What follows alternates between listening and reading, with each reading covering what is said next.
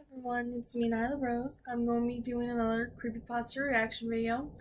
Now this character I've seen before, but I've never really heard of, technically. I'm going to be reacting to Candy Pop, the Purple Balloon by Mr. Creepypasta. So, I guess let's get started.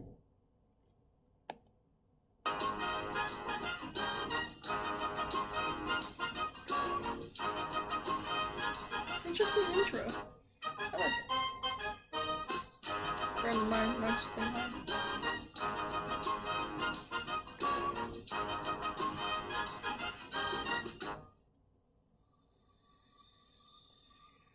It's times like these that make me wish I could run away and never look back. I want to scream, but I can only cry internally from all the stress my family causes me. Oh, we've all been My there. father and stepmother always go at each other like a couple of lions fighting over a piece of meat.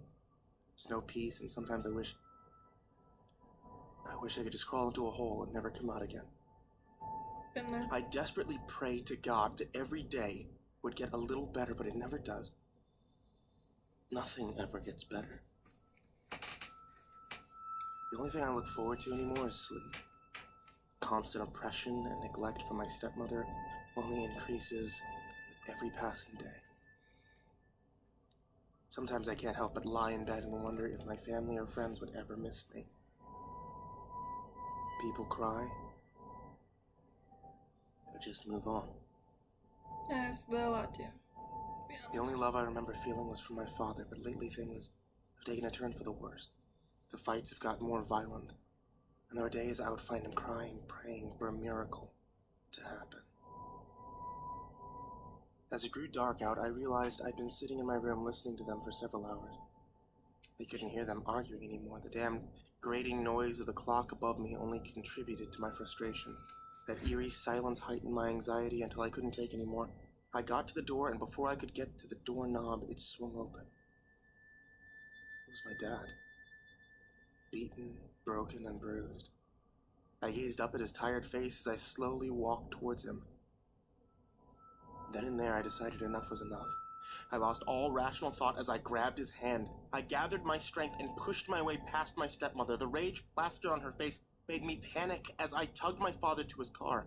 I got him into the passenger side and scooted over to the driver's side. I frantically locked the doors as I looked for my father's car keys. I could hear my stepmother growling words as she cursed my name. My only thought was to get my father away from here as fast as I could. I panicked as I struggled to find the keys in the little light that I had. A sudden loud bang on the driver's side window sent me into a state of shock as my eyes snapped back to it. I screamed in terror as my mother slammed the baseball bat against the window again and again. This must have been enough to finally snap my father out of his haze. He suddenly grabbed me and shoved me out of the seat. He had grabbed his keys from the glove compartment and started the car before speeding off, leaving a trail of smoke and skid marks behind him. My panic only heightened as we flew down the road. I pleaded for him to slow down, but he only sped up more. I could feel the car start to spin out of control. The sudden thrash shook both of us violently before I heard glass shattering. The seatbelt that had kept me secured broke, and suddenly the world went black. I felt so isolated. The cold, hard ground beneath me sent goosebumps along my skin as my eyes snapped open. I was gripped with a sudden strong pain as I sat up. My head was pounding from the hard landing.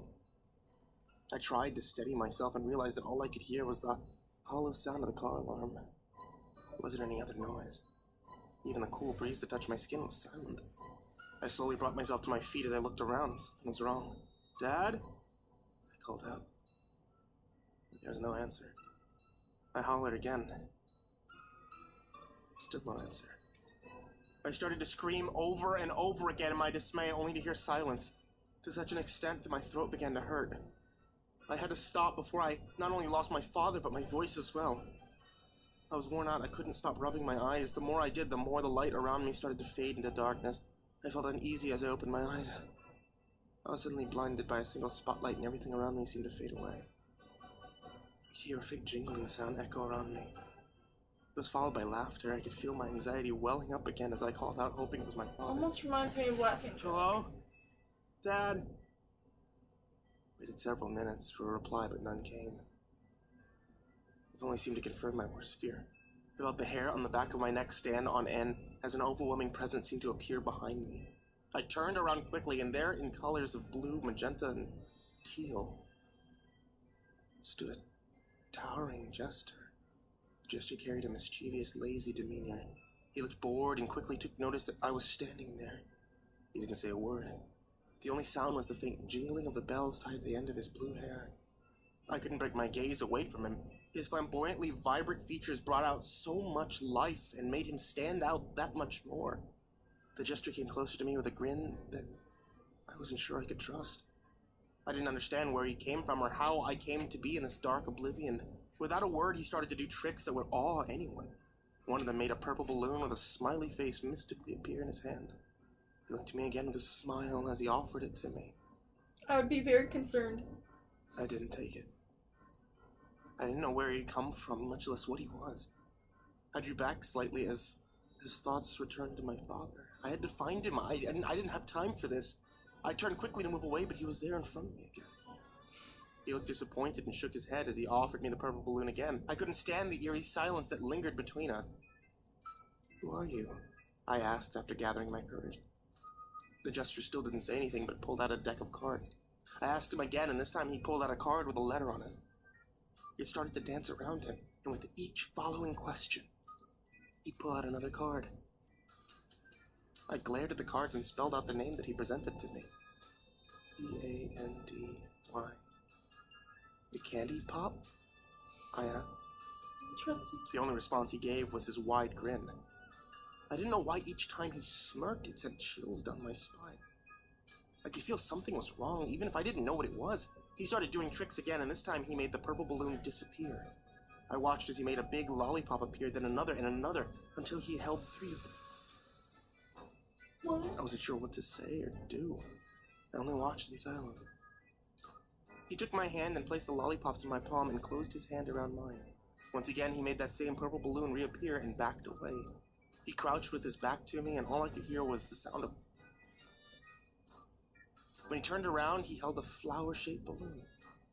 Candy Pop's smile was sweet and kind as he offered me the balloon again. I wasn't sure why he was so persistent for me to take a balloon. Maybe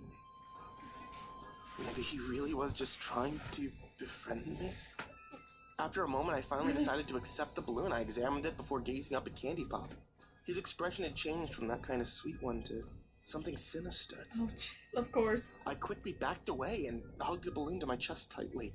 I started to panic as my body began to levitate off the ground higher and higher. I couldn't stop myself That from actually floating sounds further fun. into the light above. What is this? I whimpered as I realized I couldn't take my hands off the balloon. It felt like Shouldn't have took it it. was attached itself to my skin, and the light above me grew brighter until all I could see was Candy Pop waving goodbye to me.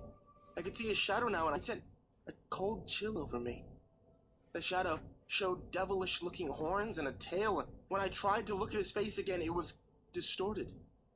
Multiple whispers surrounded me. I felt my head spinning. I closed my eyes tightly, wishing whatever was happening would stop. Alex! Alex, wake up! Alex! I heard my father finally calling to me. I felt so cold, as if I had been dead. I was frightened and embraced myself so hard that I popped the balloon without realizing it. I opened my eyes slowly. The bright light that had been overhead slowly focused into a street light. My father was kneeling next to me, checking me over to see if I was alive. Almost immediately, I started to cry, and I hugged him. Before I knew it, we were at the hospital. The doctor said it was a miracle we both survived it. Much as it hurt deep down, I was glad that we were both far, far from my stepmother. 3 months have passed since the accident, but I can't seem to shake the feeling that something is still wrong. I'm happy that we both got away from my stepmother and could start again. The rain outside of my hospital window has really made this feeling the beginning of something new. I have to hide my surprise, though, as the doctor enters without knocking. Probably back to check my progress. I smile to myself as I watch the doctor's back. Once he faces me, though, my smile quickly fades. Oh, jeez. He's holding something in his hand as he quietly spoke to me. Purple balloon? You popped the last balloon I gave you. But do not worry, Alex. I got you a new one. No. No. No. No. No. No. Is that it? That is it.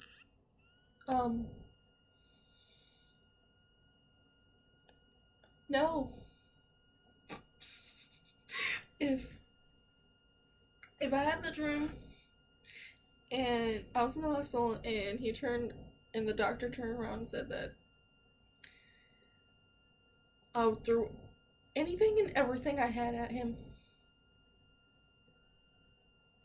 And I would probably rip whatever I forgot what those are called. IVs they put in me. I would just try to run. If I had to, I would jump out the window and hope I'm not on like 5 stories up. I would run. But he does somewhat remind me of Laughing Jack. And I wouldn't like it if in my dreams he wasn't talking. Like, I hate the dead silence.